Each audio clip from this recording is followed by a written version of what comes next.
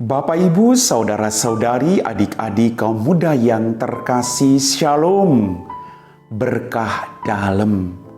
Selamat berhari Minggu bersama orang-orang yang Anda kasihi. Semoga hari ini sukacita dari Tuhan selalu ada bersama dengan Anda semua. Kembali kita akan mendengarkan dan merenungkan firman Tuhan. Maka mari kita siapkan hati kita. Tuhan sertamu dan sertamu juga. Inilah Injil Yesus Kristus menurut Santo Yohanes. Dimuliakanlah Tuhan.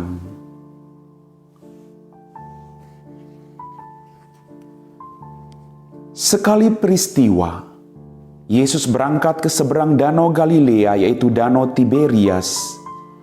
Orang banyak berbondong-bondong mengikuti dia karena mereka melihat mujizat-mujizat penyembuhan yang diadakannya terhadap orang-orang sakit. Yesus naik ke atas gunung dan duduk di situ dengan murid-muridnya. Ketika itu Paskah, hari raya orang Yahudi, sudah dekat.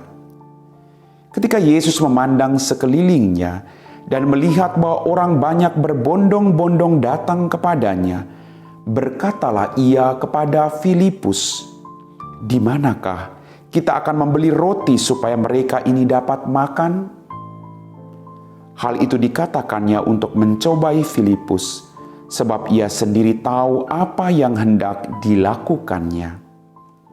Jawab Filipus kepadanya, "Roti seharga 200 dinar tidak cukup untuk mereka ini, sekalipun masing-masing mendapat sepotong kecil saja."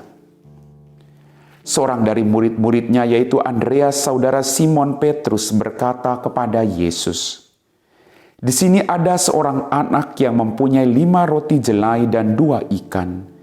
Tetapi apa artinya untuk orang sebanyak ini?" Kata Yesus, "Suruhlah orang-orang itu duduk."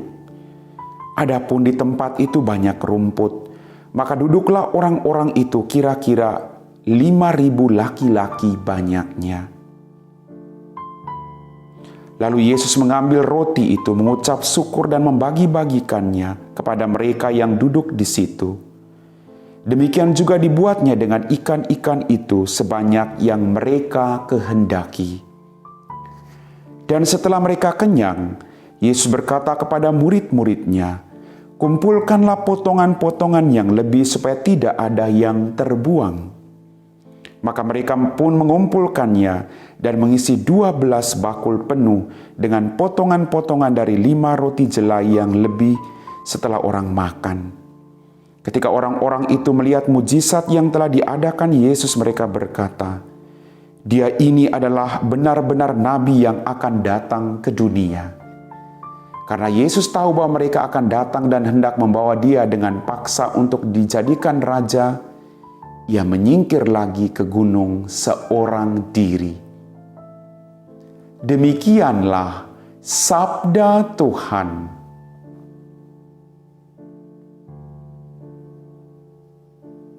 Bapak, Ibu, saudara-saudari, adik-adik kaum muda yang terkasih, kita semua telah diteguhkan oleh firman Tuhan.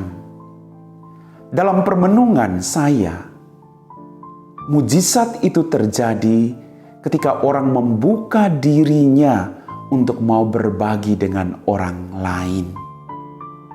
Yesus mau mengajarkan kepada murid-muridnya bahwa dalam situasi sesulit apapun, jangan lupa berbagi dengan orang lain. Jangan lupa untuk memperhatikan kebutuhan orang lain. Jangan hanya memperhatikan keinginan dan kebutuhan diri sendiri, tapi juga harus memperhatikan kebutuhan orang-orang yang ada di sekitar kita.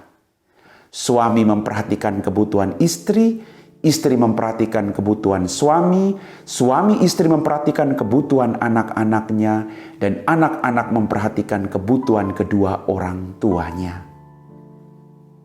Bapak, Ibu, saudara-saudariku yang terkasih, dikatakan tadi, ada 5.000 laki-laki. Mereka mengikuti Yesus dan mereka tidak punya makanan. Yesus mencobai murid-muridnya bagaimana cara kita harus bisa memberi mereka ini makan. Lalu mereka pada bingung bagaimana mungkin orang sebanyak ini kita bisa beri makan. Kemudian Andreas, saudara Simon Petrus berkata, "Di sini ada seorang anak yang mempunyai 5 roti jelai dan 2 ikan. Tetapi apa artinya untuk orang sebanyak ini?" Sekali lagi Bapak Ibu, semangat pemberian diri. Kita harus memberikan diri kita dari kekurangan yang kita miliki, dari semua kesalahan yang pernah kita lakukan. Ketika kita memberikan diri kita untuk diubah, dibentuk, dipakai oleh Tuhan, maka mujizat itu pasti terjadi. Asalkan kita mau dengan ikhlas memberi diri. Tanpa pemberian diri, tanpa keikhlasan untuk mau merubah kehidupan, tidak terjadi apapun. Maka sekali lagi, Tuhan selalu memberi kita kesempatan. Dan kita bisa melihat kesempatan mujizat yang sungguh luar biasa dari Tuhan. Kalau kita punya semangat pemberian diri untuk mau berbagi dalam kehidupan kita. Sekali lagi, jangan tunggu kita kaya dulu baru kita bisa berbagi dengan orang lain. Kita bisa berbagi dengan cara-cara yang lain. Mungkin kita tidak punya uang. Kita bisa berbagi dengan cara menyapa orang lain. Kita tidak punya uang harta berlimpah. Kita bisa berbagi dengan orang lain dengan cara mendoakan orang lain. Dengan cara menyapa mereka. Itu cara yang terbaik. Maka pertanyaan buat kita renungkan. Sudahkah kita melakukan hal itu dalam kehidupan kita?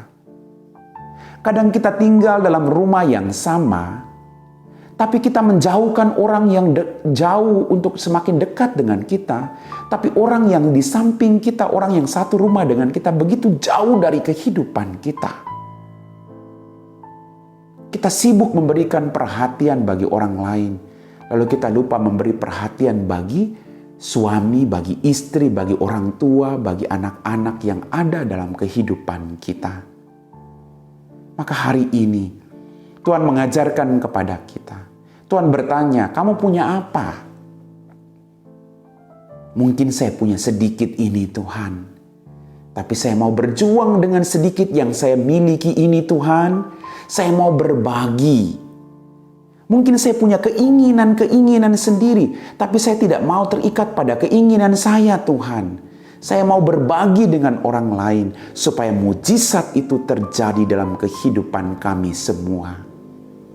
Bapak, Ibu, saudara-saudariku yang terkasih, sedikit yang Anda berikan akan berlipat ganda seperti yang terjadi melalui 5 roti jelai dan 2 ekor ikan mampu memberi makan 5.000 orang laki-laki. Sedikit, tapi menjadi berlipat ganda ketika diberikan itu dengan keikhlasan. Hidup kita juga penuh dengan kekurangan, penuh dengan dosa.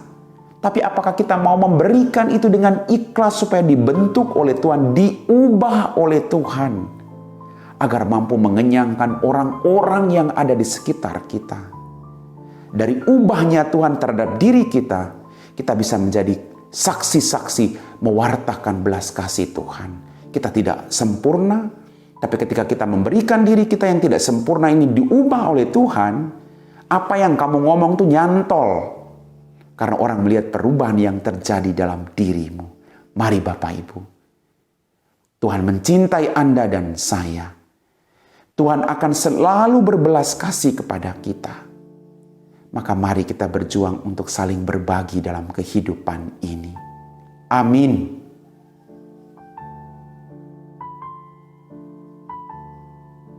Bapak, Ibu, saudara-saudari, adik-adik kaum muda yang terkasih. Kita telah diteguhkan oleh firman Tuhan. Kita diajak oleh Tuhan untuk tidak mementingkan diri sendiri, tapi juga memperhatikan orang lain yang ada di sekitar kita.